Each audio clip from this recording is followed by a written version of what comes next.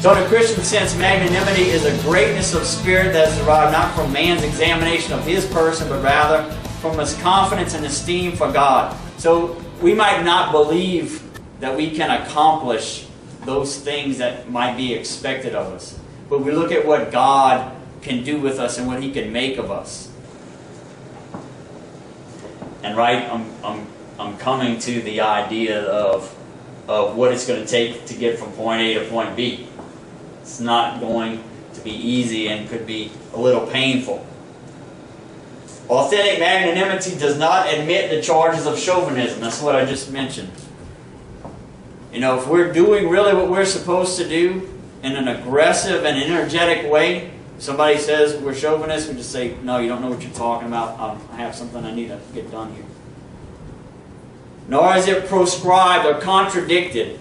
It's not contradicted by the Christian teaching of the virtue of humility or the vice of pride.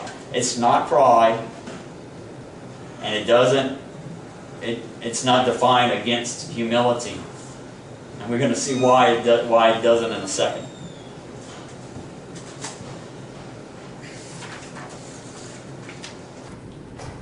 Because every son of Adam is affected by concupiscence.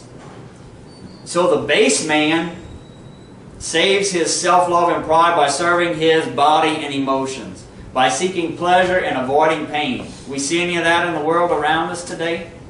See a lot of that in the world. And this is the wrong way to address our self-love and pride. The noble man serves his self-love and pride by subordinating his bodily desires and emotions in service of an ideal or cause. And he keeps referring to a cause. Remember, we already talked about that. We have our minds and thoughts on the results that we want, not necessarily the steps that it takes along the way. But what's the result? And he keeps mentioning this cause. What's the purpose-driven life? What's the purpose that we're shooting for? By foregoing pleasure and embracing pain.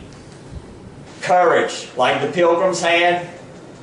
If only 600 out of 3,600 live, to have that kind of courage. And going against the greatest army at the time in the world in the Revolutionary War, courage. But we have even a greater cause than they fought for or risked for. In doing so, he intellectualizes and codifies that self-love and pride, as it were, and brings it out in the open. This is where the humility comes in. He brings it out in the open, lays it on the line where it can be tested, thus making it vulnerable. That's humility.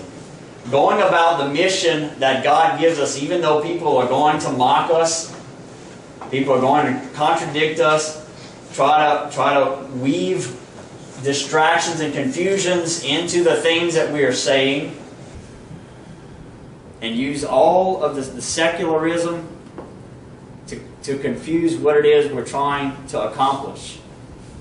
And so at times, we can be humiliated.